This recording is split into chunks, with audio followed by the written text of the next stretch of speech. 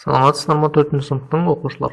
Мен бүгін сіздерге 4-нчы сыныптың математика сабағы 124-нчы сабақ шеңбер және дөңгелек деген тақырыпқа сәйкес есептердің шарту жолдарын көрсетіп түсіндіріп беретін боламын. Кеттік. Бірінші тапсырма. Велосипедтің денсаулыққа пайдалы ғана емес, сонымен бірге экологиялық қауіпсіз көлік екенін білесіңдер ғой. Ол қалаларда ауаны таза күйінде сақтауға көмектеседі. Кестені қарап, әртүрлі жастағы балаларға арналған велосипед дөңгелегінің радиусын дюйммен және сантиметрмен анықтап, яғни танысып шығыңдар деп отыр. Мысалы, мына жерде 12 жасар балдарға 130 сантиметр, 14-ке 135, 16-ға 140, 18-ге 145, 20-ға 150 сантиметр, яғни радиусымен, дөңгелектің радиусымен жас балалардың бойының ұзындығын салыстырып көрсеткен. Ал енді балалар велосипеді дөңгелегінің өлшемі, яғни мына жерде 30 сантиметр болатын болса, сантиметрде берілсе, онда баланың бойы 90 және 100 сантиметр болу керек, және 2-4 жас аралығындағы балдар ол көбінесе. Мына жерде баланың жасы 3-5 жас аралықта 95-105 сантиметр, ол 35 сантиметр болу керек дөңгелектің радиусы. Мына жерде де дәл солай, осылардың барлығы берілген. Танысып, көріп, кішкене мәлімет жинап аласыңдар. Яғни қай жастағы балаға қандай дөңгелектің радиусы қандай болу керек, және ол баланың бойы қандай болу керек. Сол бойға сәйкес келу керек. Түсінікті ғой, келесі, яғни салыстыру берілген екінші тапсырма. Бұл жерде салыстыру енді қиын емес деп ойлаймын сендерге. Себебі бұл жерде бөлімдері бірдей, алымдар әртүрлі. Демек, салыстыру кезінде бөлімдері бірдей болып, алымдар әртүрлі болатын болса, онда алымы үлкен болған сан үлкен болады. 35-тен 18-ді азайтамыз, сол кезде 17 шығады. Демек, мына жерде азайту кезінде 132-тен 17 болады. Мына жерде мына екеуін қосамыз, сол кезде 29-5 қоссақ 34 болады. Сонда 132-ден 17 үлкен бола ма? 132-ден, яғни 132-ден 17 мен 132-де 34 деген сан шықты. Соның мына біреу үлкен болады, яғни мынау үлкен деген сөз. Барлығы солай анықталады. Мен түсіндіріп біреуін көрсетіп бердім, қалғандарында дәл солай орындауларға болады. Мен қайсы біреу үлкен, қай біреу кіші екенін көрсетіп беремін. Келесінде де 150, яғни бөлімдері бірдей. Енді алымдар біріншісі қосылады. 78-ге 20-ны қосамыз 98, 90-ға 35 қоссақ 125. Демек, мына аяқта үлкен, яғни алымы үлкен болатын яғының қосқан кезде. Кейінгісі бөлімдері бірдей, алымдар әртүрлі. Қосамыз. 65-ке 125-ті қоссақ қанша шығады? 5-ке 5-ті қоссақ 130, 190 шығады. Яғни 200-ден 190 шығады. Ал мына екеуін қосамыз енді. Бұл екеуін қоссақ 185 болады. 200-ден 185 үлкен ба? Жоқ. 200-ден 190 үлкен ба? Әлбетте 200-ден 190 үлкен болады. Екінші жағы, яғни біріншісі. Одан кейін 75-тен 13-ті азайтамыз. Ол кезде 62 шығады.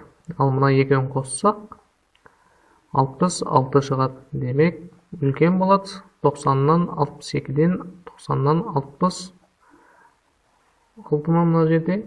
66. Үлкен. Түсінікті ғой, ең бастысы, яғни бұлардың орындалу шартына жолын түсініп алсаңдар, шығарту кезінде қосу азайту амалдар орындай аласыңдар деп ойлаймын. Келесі, үшінші тапсырмада асы тең 5 см, СБ тең 3 см болатын шеңберлер сыздайды. Яғни асымыз, міне, циркулдық қолдарыңа аласыңдар. 5 см сызғышқа өлшеп алып, А нүктесін белгілейсіңдер, сол жерден шеңбер сызасыңдар. Яғни мынау 5 см. Ал енді кейінгісі СБ, яғни мынау. Осы екеуін бір-біріне жанасатындай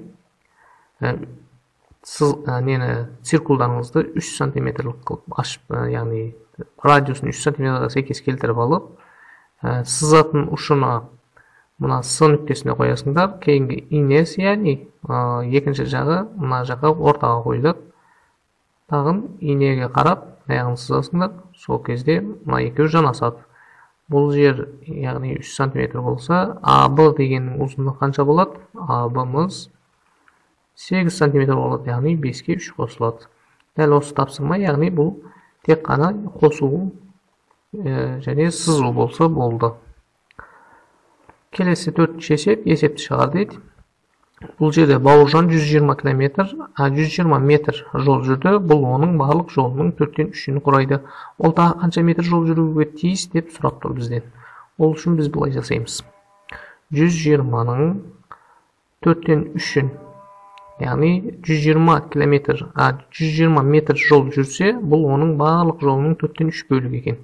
Демек 120-ны 3-ке бөліп көбейтеміз 4-ке. Себебі жол тең 4-ке бөлінген, соның 3 бөлігі 120 екен. Демек, бір бөлігін табу үшін 120-ны 3-ке бөлеміз, сол кезде 40 шығады, оны көбейтеміз 4-ке, 160. Демек, толық жол 160 болған. Соның 120-сын жүріп қойған, енді тағы қанша жүру керек? 160-тан азайтамыз 120-ны, сонда шығады 40. Тағы 40 метр жол жүру керек. Яғни бізден сұрап тұрғаны 40 метр екен. Түсінікті ғой. Келесі, берілген есепке кері есеп құрастыр дейді.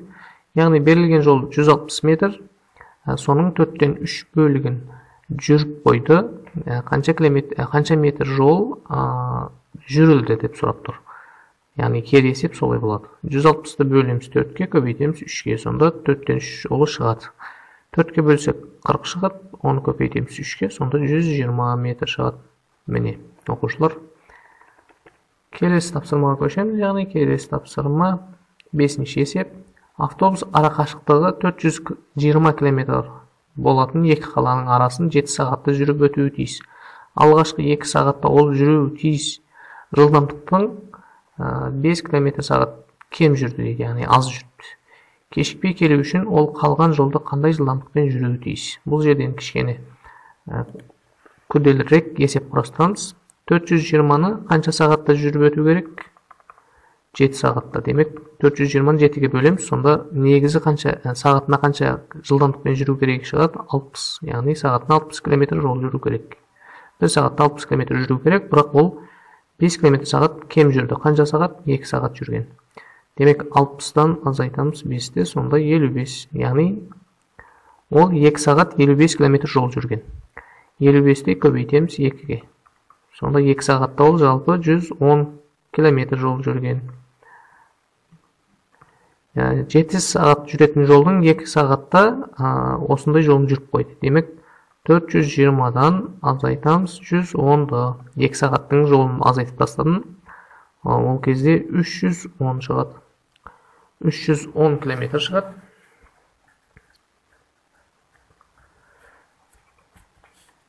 Ал енді ол кешікпей келу үшін, яғни 7 сағаттың 2 сағатында жүріп қойды. 5 сағат қалды ғой.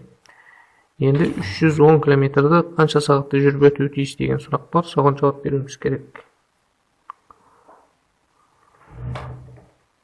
Ол үшін 310-ды бөлеміз 5-ге. 310-ды 5-ге бөлсек 62, яғни сағатына 62 км жылдамдықпен, км/сағат жылдамдықпен жүруі тиіс. Яғни басында аз жүрген үшін. Осы есеп толық берілген 5-ші есептің А нұсқасына сәйкес есептің шартылу жолы. Түсінікті болса, келесі есепке көшеміз.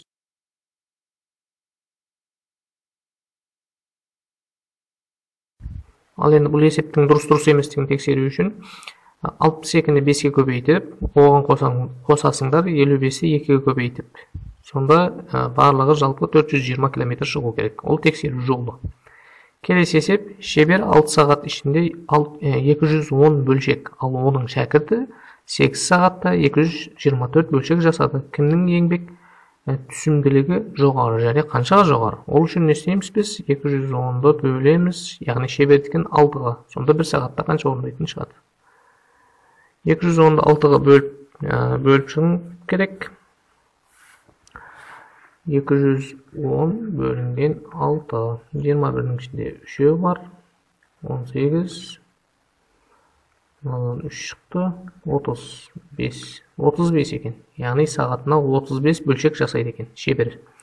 Ал оның шәкірті 224-ті 8 сағатта орындайды екен. 224-ті 8-ге бөлеміз. 224 бөлінген 8. Bunun içinde 2 var, 16 болады. 4, 6, 64, 8. Demek 28 eкен bunun cevabı. Бұл шәкірті сағатына 28 бөлшек орындайды екен. Енді екеуінкін азайтамыз. Ұстаныкінен, шеберден шәкіртті азайтамыз, сонда 7. Demek usta, yani şebir şәкіртінен 7, сағатына 7 бөлшек орындайды екен. Яғни артығымен, ал шәкірті 7-ге аз орындайды деген сөз. Келесі тапсырмаға көшеміз. Келесі тапсырма 6-шы тапсырма, яғни есепте және тексер дейді. Бұл есептердің негізінде мен біреуін көрсетіп берем, қиын емес, қалғандан соған ұқсас орындайсыңдар. Яғни бұдан сендерді қиналып деген ойда емеспін. 568.900-ді, яғни разряды бойынша қосамыз. Қосу, яғни 321, яғни мына жерден қосылады. Оны білесіңдер деп ойлаймын. 1-ге 0 қостым 1, 2-ге 0 қостым 2, 3-ге 9 қостым 11, 1-ні сақтаймыз, 8-ге 1-ді қосам 9 болды. Жаңа есте сақтап тұрған 1-ді қоспасам 6, мынау 5. 569.121. Дәл солай мыналардың барлығын солай орындаймыз. Бөлу кезінде де дәл солай болады. Түсінікті болса келесі тапсырмаға көшеміз. Келесі тапсырма, яғни 7-ші тапсырма. 7-ші тапсырмада осындай өрнек жасау керек деп ойла. Дөңгелекті қанша бөлікке бөлу қажет екендігі ойлап, саған қанша және қандай түсті дөңгелектер қажет. Соны қарастырып шық дейді. Бұл жерде негізінде санап шығамыз бірінші. Қанша бар екен? 1, 2, 3, 4, 5, 6, 7, 8, 9, 10, 11, 12, 13, 14, 15, 16, 17. Бұл жерде 17 санадық, яғни 17-ін санадық. Егер шеңбер, яғни берілген дөңгелекті бұның ішінде әр 8-ін, яғни 8 бөлігі бір шеңберді береді деп алатын болсақ, яғни осының 8-і. Ол кезде 8 емес 9-ын деп алайықшы. 9-ын деп алатын болсақ, 9-ы бір шеңберді қарастыратын болса, онда 2 шеңбер, яғни 2 дөңгелек қажет бізге. 2 дөңгелекті тең 9-ға бөліп, соның бір 9-ы мына жерге тең қолданады, сосын екіншісінің 8-і қолданады, біреу қолданбай қалып кетеді, яғни 17. Негізі 18 болады екеуіне.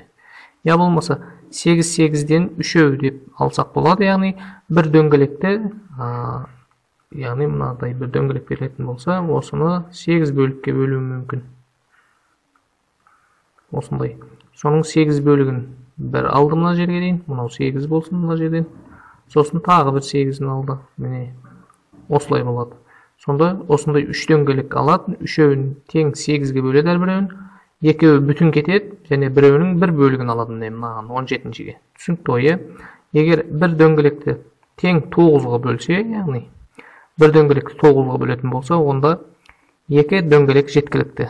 2 дөңгелекті 9-ға бөлу арқылы, яғни біреуінде 9 мына жерге дейін алады, екіншісінде біріншісінен 9-ын алды, екіншісінен 8-ін алады. Сол кезде 17 болады, екінші дөңгелектен біреуі артық қалып кетеді деген сөз. Осындай екі жағдаятты қарастыруға болады, екі нұсқа қарастыруға болады. Келесі тапсырмаға көшеміз. Келесі тапсырма, яғни суретке қара, фигураның периметрі мен ауланын есептеп шықты. Өте керемет бір логикалық есеп берілген.